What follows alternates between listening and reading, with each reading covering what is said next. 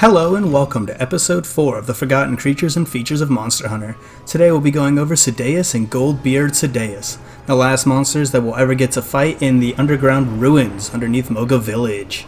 Sadly, the only thing fought here is Abyssal, who we already covered. His hit zones overall aren't great, minus the beard, which will activate Wex, and the chest, which will also activate it.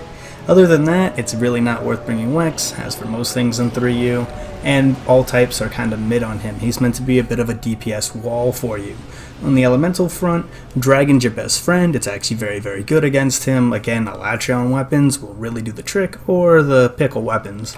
Thunder's a really good alternative if you have Leviathans weapons through progression, and Fire's a good third if you want.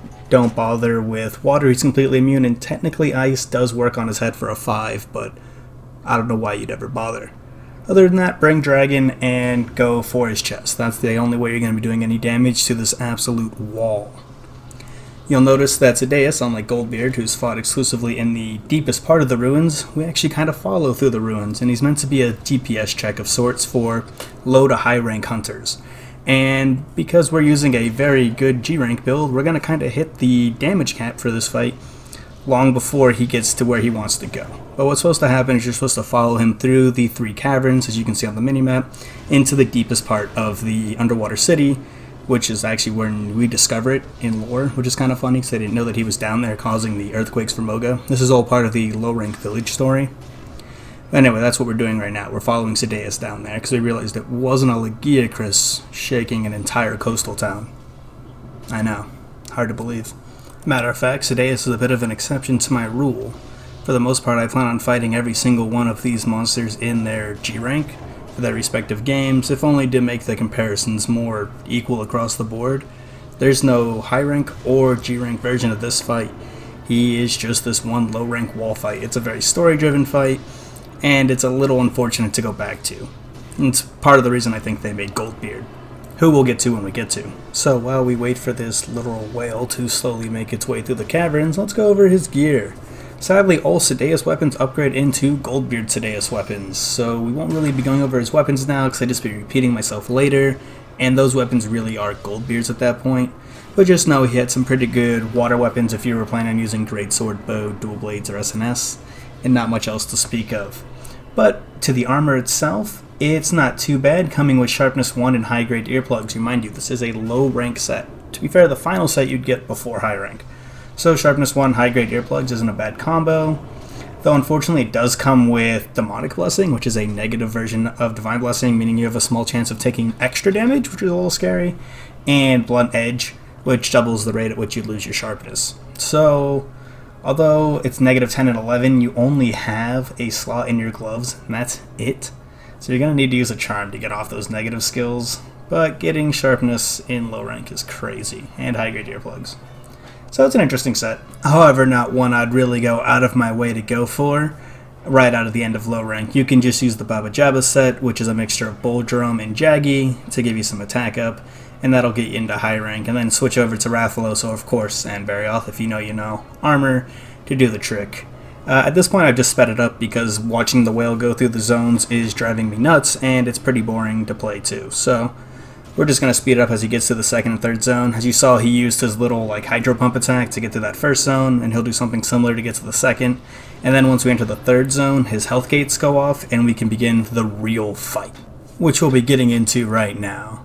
So once you enter the final phase, or once he kind of tackles through the wall and you can get into the final phase, it'll trigger this cutscene, and it begins the final fight, and where you'll be spending most of your time in this map. It's a gigantic map going up and down for a long ways. There are oxygen pools around it, a Dragonator, and ballistas. Everything in this map is probably going to be your best friend to get through it normally in low rank, but for us now, not a big deal. Big tip I can bring for this map is the air pools are way at the bottom, so bring items like air filters or oxygen supplies so you don't have to worry about your oxygen gauge as much. Also bring Mega Dash Juice or just Dash Juice. It gives you infinite stamina in this game, and you're gonna need it. I cannot stress how truly big this area is. You also might get lost when looking for the Dragonator. Remember, it's probably up. Just always look up and do a quick 360, you'll probably find it. I tend to stay near it just so I don't get lost.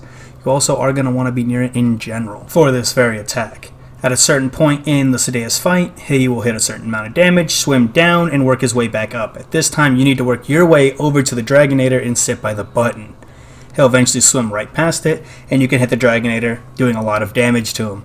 Technically, you can swim him over there and hit it at any time, but the fact that it's scripted in his fight for him to slowly disengage with you, swim down, and then swim up, giving you time to get in a position to get the perfect hit, means it's really what the devs want you to do, and trying to lead him over there can just waste a lot of time and be really frustrating. I highly recommend just get used to staying somewhat near it, fighting him, and when he swims away, don't chase him, swim over to the button, sharpen, repop your oxygen, your stamina, whatever you gotta do, just get ready to re-engage with Ceadeus. Actually took off his horn there with the Dragonator, which is perfect, because that's another free 2 carves. And all you have to do to beat the quest, it's a 30-minute quest for a reason, and it's more of a repel than a kill quest.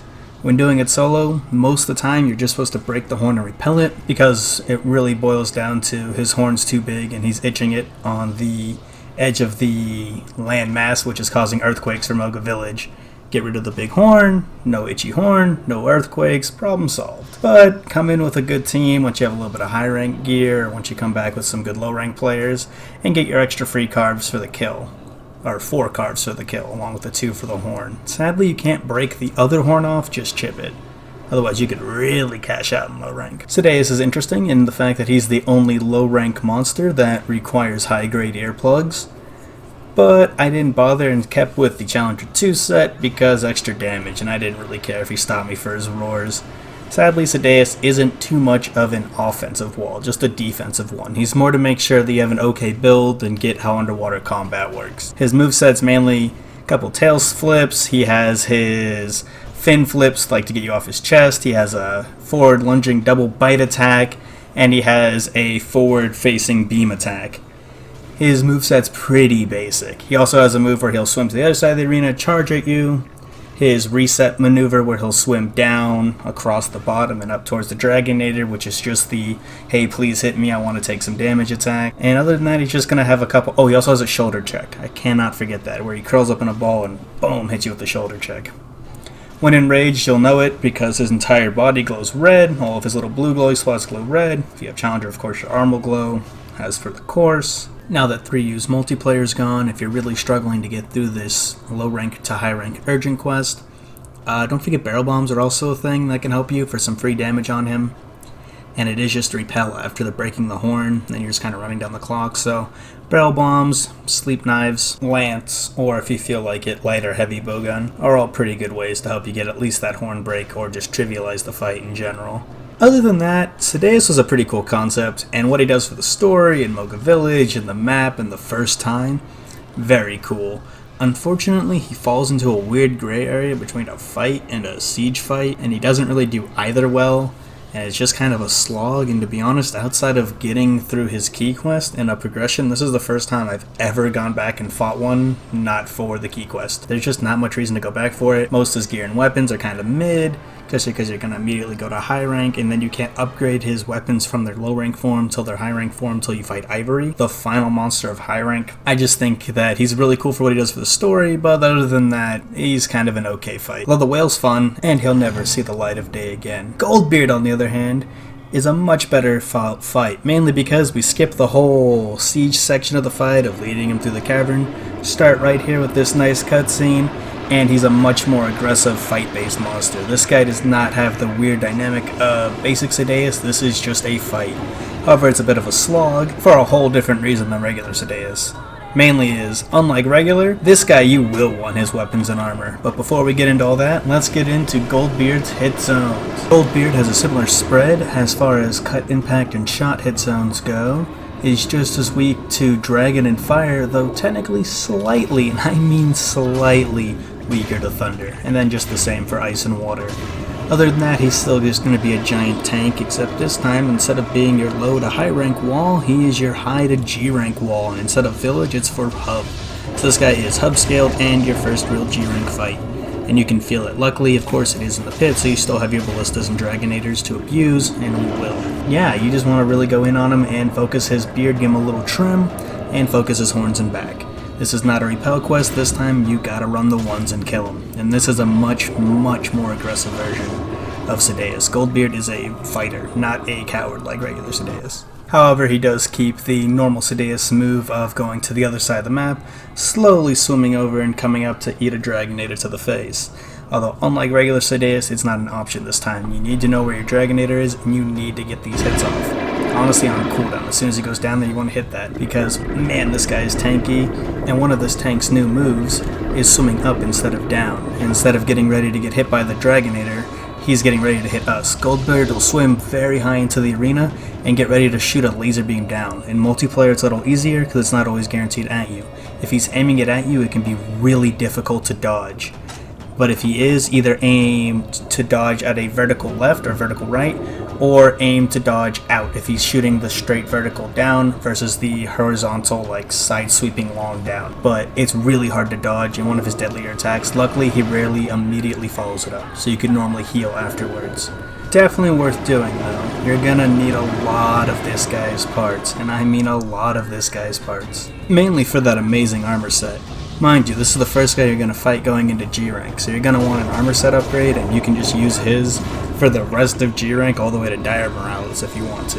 Coming with high grade earplugs, water attack +1, and sharpness +1, it might not sound that great, but it also has a 3-1-3-1 slot, nothing in the chest, so you switch the chest out for the Woggy chest piece, which also has a 3 slot, a couple points in attack boost, and you go for earplugs, sharpness 1, and attack M. It's amazing and will easily carry you for a long time. It's the set everyone recommends when going through the G-Rank campaign. That being said, let's get into those weapons. Remember, all Ceadeus weapons upgrade into GoldBeard Ceadeus weapon. That being said, there's still only 7 of these bad boys. Starting off with the dual blades, they have 260 true raw, 5% affinity, no slot, 200 water, natural purple. Some genuinely okay water dual blades. The bow has 260 true raw, no slots, and 320 water, coming with pierce, spread, spread, pierce. An okay bow, still nothing too fancy for Gold Ceadeus weapons. Going into the greatsword with 240 true raw, kinda low, and 580 water with natural white. I think it's trying to be an elemental white sharpness greatsword, which is just not gonna work. Then for the sword and shield, it has 260 true raw, 10% affinity, 240 water, and purple with sharpness 1, and a little bit of white naturally. Pretty decent actually, pretty good water weapon. Then for the switch axe, we have 270 true raw, 180 water, and a power file with purple sharpness. It has high enough raw that I don't mind the power file despite the water element, so we take that. The heavy bow gun, I don't know much about, but it does have negative 10% affinity with a true raw of 414 and no slots, so I feel like it just can't be good. And the lance comes with 220 true raw, a little low, 1 slot, 520 water with purple with handicraft. Despite the low raw, I feel like this lance goes burr on anything that happens to be weak to water element. So, good way to get your slime blade from Brachydios. Other than that, the weapons aren't really where it's at, and you mainly just want to get your hands on that beautiful G-Rank set. But before you can get that and claim your 3 deep dark gems and your 2 regular dark gems, which you'll need from this guy to make his set, it's a little nightmare, you're going to want to really get good at this fight. And to get good at this fight, you're going to want to know his moves. He can do everything regular Ceadeus can do, plus a lot more. He can follow up his regular one-way charge attack with a 2-way now and into a beam. He now does a sideways sweeping beam, a forward projectile beam, a 90-degree vertical beam. He can do his side check into his water beam. He now, of course, has this move I went over earlier, where he'll swim to the very top of the arena and can perform any number of his beams there. And when charging up his beam, he can suck you into it if you're right next to his face to guarantee the hit. If he does guarantee the hit, he'll follow up with an immediate 1-2 bite attack. Which brings me into my next point. Overall, GoldBeard is just far more aggressive than Ceadeus. Not only does he have way more beam attacks and a couple more physical attacks, he changes them together and uses them a lot more aggressively. Regular Ceadeus, it would be like bite, 5-second pause, bite, 12-second pause, beam. GoldBeard, it's bite, bite, beam, pause, beam, bite. It's just a lot more aggressive. And oh, so much better for that aggression. Honestly, one of the few chill sections of this fight left is what you guys just saw, where he swims down and swims back up. Except this time I'm going to cut the back up part out because you've seen that before. But we also got the horn break, so that's nice. Let's continue going in there with both horns in the back broken. We know GoldBeard's going to be getting pretty low here. Once he enters the final third of his health, his aggression goes up and he's pretty much going to be enraged for the rest of the fight and starts spamming his beams a lot more. He is also an Elder Dragon class monster, meaning he's not going to get tired, exhaust doesn't work, and the spam will be relentless. Also, flash bombs, sonic bombs, pitfall traps, and shock traps aren't going to work on this guy, and you will need high grade earplugs just like regular Ceadeus. Just like Ceadeus, GoldBeard's horns are 2 carves each, and the body is 4. Make sure to get all your carves while farming this guy. Also, you should kill him in about 2 uses of the Dragonator. After the first one goes off, it's on a 10-minute cooldown before you can do it again. Normally around the time the Dragonator's ready, if he did his little animation, he'll start doing his animation again. And so it's pretty easy to get it. And after the second one, he should go down relatively quickly. Unless you're lacking in damage, you might make the fight last out to a 3rd one. But the quest won't let you get a 4th, and honestly, if you need it, you just need to relook at your build, because you're clearly not doing enough damage to this guy. And that's perfectly okay. The whole point of GoldBeard and regular Ceadeus is to give you a little build check and let you know how you're doing. If you're not able to beat them, you're not up to stuff yet, either to go into the high rank village or the G rank Poe. They're just a final hey, check this out, and they both give decent gear. And I understand why the devs were a little hesitant to use these guys often. GoldBeard also only has 1 fight, just like how Ceadeus only had 1 fight. And it's because these guys aren't just underwater combat, this is deep water combat. There's no going up for air, there's no part of the fight where they go on land. These guys are fought at the very, very bottom of the deepest pit. There's no other map where you even get close to going this deep underwater. And because of that, these fights are both unique and will never see the light of day. And also kind of suck. Underwater combat in general I really don't mind, but there's something about that map in particular and just how truly big it is. It's not just deep, it's also just long. It's just a gigantic map because it was supposed to be big enough for the whales to feel natural and move around in there. And they put Abyssal in there who they made just about as big as one of the whales. And even though the arena's that big, it just feels like you're chasing them around, doing not much in the very, very slow underwater combat. If Underwater's ever brought back, it could be redone, and I could see these guys being amazing fights, especially if they took Ceadeus and made it a lot less of a siege and a lot more of just a traditional fight, kind of like they did with GoldBeard. But their armor looks amazing and their weapons look pretty cool, and honestly, if done well, I'd be happy to see any monster back, but especially these guys. I think they bring a lot of characters to the franchise in general and really make me wonder what other super deep aquatic life really lives out in the oceans of the Monster Hunter world. All that being said, if you made it this far in the video, feel free to drop a like, maybe a comment, subscribe, and I'm not quite sure what I'm going to do in the next video, but it probably won't be the sand whales. I'll save them for a later date. If there's anything you guys would like to see next though, comment it and I'll be sure to get to it quicker. And again, thanks for the support. I have fun making these. Catch you next time.